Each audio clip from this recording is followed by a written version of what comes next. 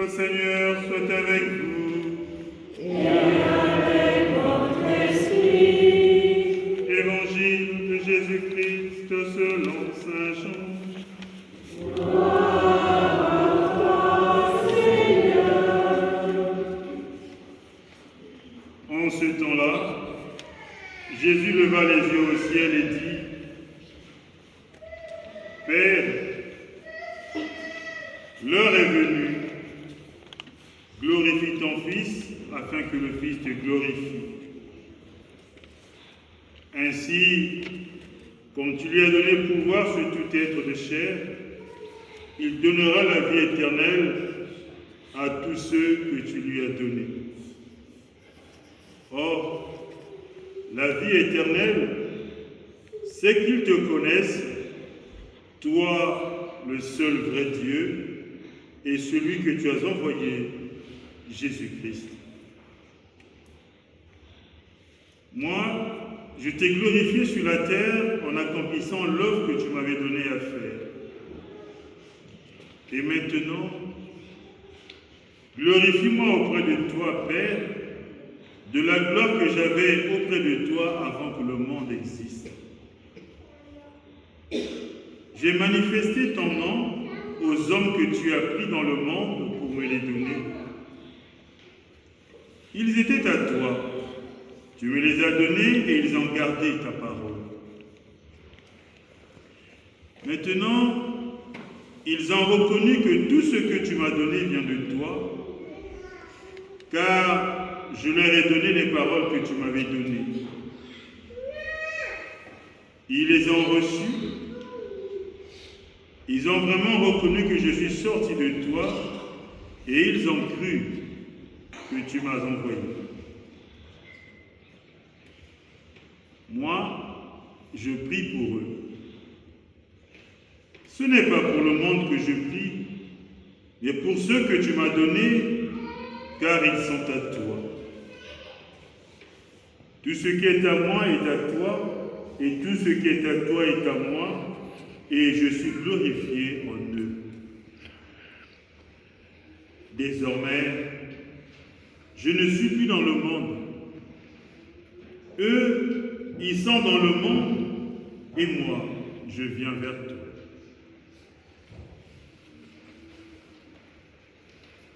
Acclamons la parole de Dieu.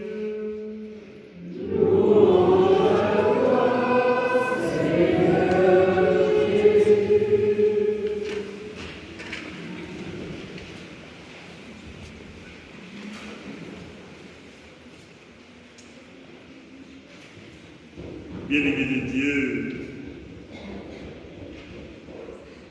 entre l'Ascension et la Pentecôte, l'Église traverse un temps singulier, un temps d'attente, mais un temps de silence, mais un silence habité par la présence même du Seigneur. Oui, Jésus n'est plus visible. Pour nous en convaincre, le cierge pascal n'est plus là où nous l'avions posé la nuit de Pâques. Jésus n'est plus visible, mais l'Esprit est présent. Il n'est pas encore donné, il viendra à la Pentecôte. Mais son Esprit est présent. C'est dans ce entre-deux que se révèle un peu la vérité du cœur chrétien.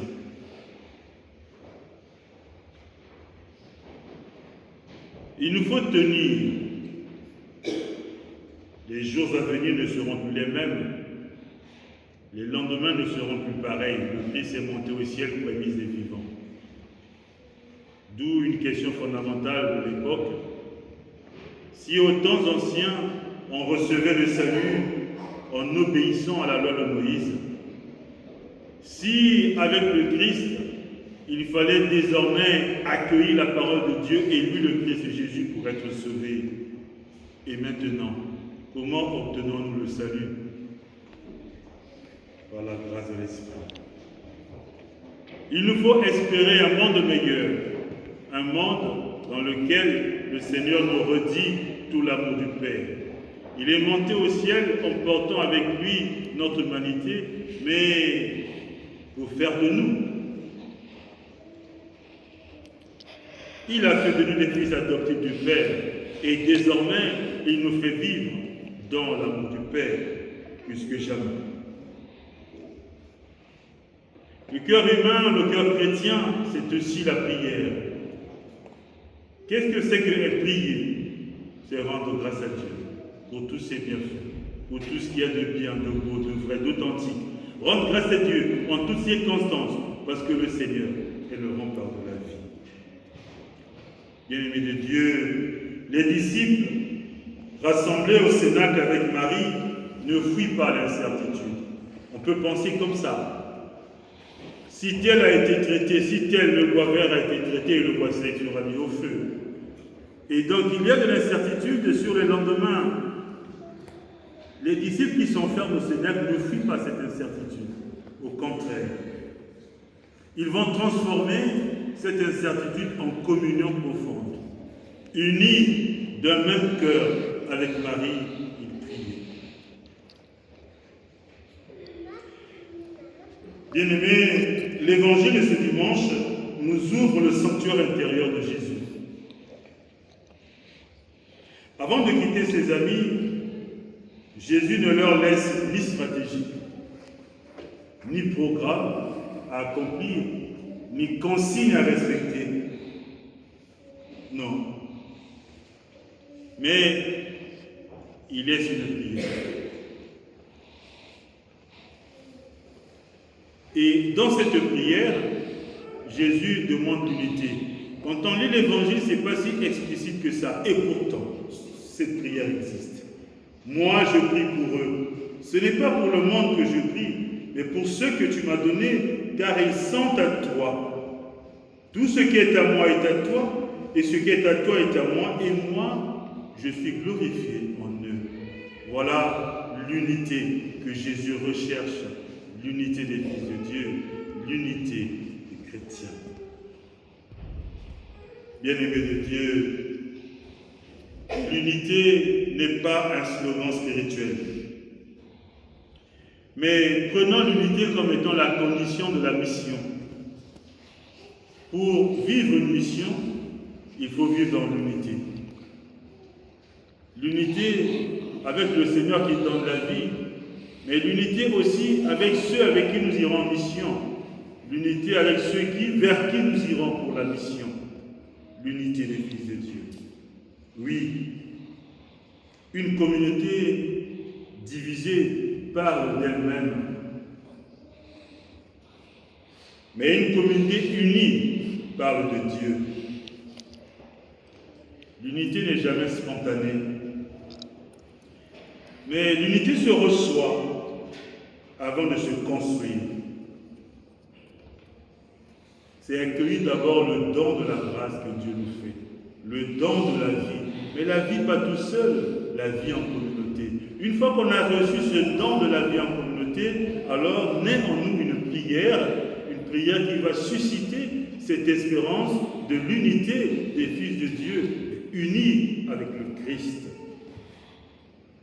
Bien-aimés de Dieu, l'unité naît de la prière, l'unité se nourrit de la charité. Il n'y a pas d'unité sans amour.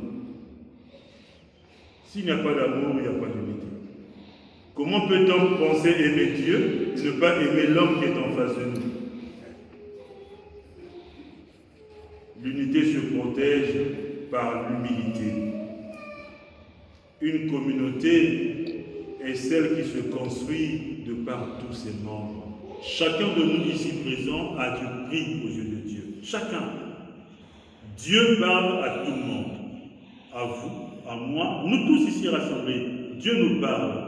Mais pour que ce que Dieu dit au cœur de chacun soit authentique, pour révéler l'authenticité de ce que chacun entend, c'est dans la construction.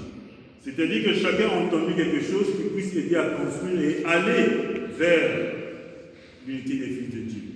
Si ce que nous entendons ne nous conduit pas à la construction pour l'unité des fils de Dieu, ce n'est pas la parole de Dieu. Dans la première lecture, Pierre nous rappelle que la fidélité au Christ peut exposer à l'incompréhension, ou encore peut exposer à l'épreuve. Au nom de la vérité, on peut être crucifié. Parce que du fait de refuser la fidélité, c'est refuser la lumière du Christ.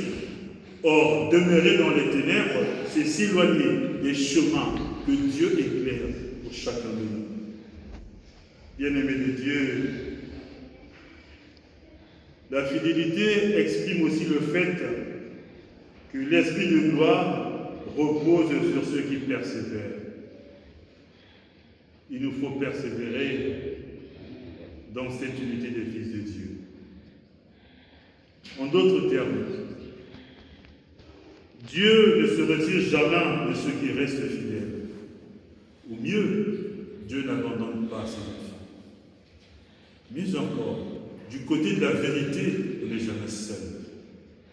Le monde peut te rejeter, mais Dieu ne te rejette pas. Parce que du côté de la vérité, Dieu est présent. Le monde n'a pas envie d'entendre cette vérité. C'est possible. Ce sont des humains que nous sommes. Et puisque nous nous laissons emporter par notre humanité, nous refusons parfois la vérité. Mais l'Esprit de Dieu est l'Esprit de vérité. L'Esprit que Jésus promet, c'est l'Esprit de vérité. L'Esprit qui viendra à la Pentecôte, c'est l'Esprit de vérité. Pourquoi l'Esprit de vérité? Parce que c'est l'Esprit de vérité qui nous enseignera l'amour de Dieu.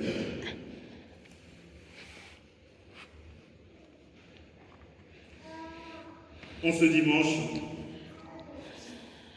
l'Église nous invite à entrer dans la prière avec Jésus, à demander l'unité, non pas comme un idéal, mais l'unité comme un don. L'Église nous invite à préparer nos cœurs à la venue de l'Esprit, sous d'autres cieux. À une certaine époque, il y avait cet exercice qu'on appelait l'exercice de cette semaine. Un temps de préparation pour accueillir l'Esprit de Pentecôte. Aujourd'hui, autre temps, autre attitude, nous sommes invités à croire que dans l'attente de l'Esprit, Dieu travaille déjà pour chacun de nous. Et je reviens encore sur ce que j'ai dit. Chacun de nous ici a du prix aux yeux de Dieu. Chacun a une pierre à apporter pour bâtir l'Église du peuple de Dieu. Mais ce que chacun apporte, je le dis encore, si c'est pour bâtir, c'est l'authenticité de l'amour de Dieu. Et si cela ne bâtit pas, ce n'est pas l'amour de Dieu. Enfin, je voulais relever une dernière phrase. Je ne sais pas comment est-ce que vous l'accueillez, mais elle dit beaucoup de choses. Dans cet évangile, Jésus dit ceci. Et maintenant, glorifie-moi auprès de toi, Père, de la gloire que j'avais auprès de toi avant que le monde existe. Glorifie-moi auprès de toi, Père, de la gloire que j'avais auprès de toi avant que le monde existe. Bien-aimé de Dieu, c'est le reflet du mystère de la Trinité. À la création, la Trinité était immanente dans le cœur de Dieu. Quand on lit le témoignage de ceux qui ont écrit la Genèse, les premières phrases nous disent « Créons l'homme à notre image, à notre ressemblance ». Il y avait déjà cette Trinité de Dieu. Le Fils était déjà dans le Père et l'Esprit agissait. Et encore plus tard, à la naissance, au mystère de l'incarnation de la Nativité, cette Trinité va se faire économique. Et par la grâce de l'Esprit, nous reconnaissons le Père dans le Fils, c'est l'œuvre de l'Esprit. Alors, bien-aimés de Dieu, cet Esprit Ce que nous attendons, c'est l'esprit de vérité. L'esprit de vérité, c'est l'esprit d'amour. C'est l'esprit qui fait de nous des fils d'un même Père.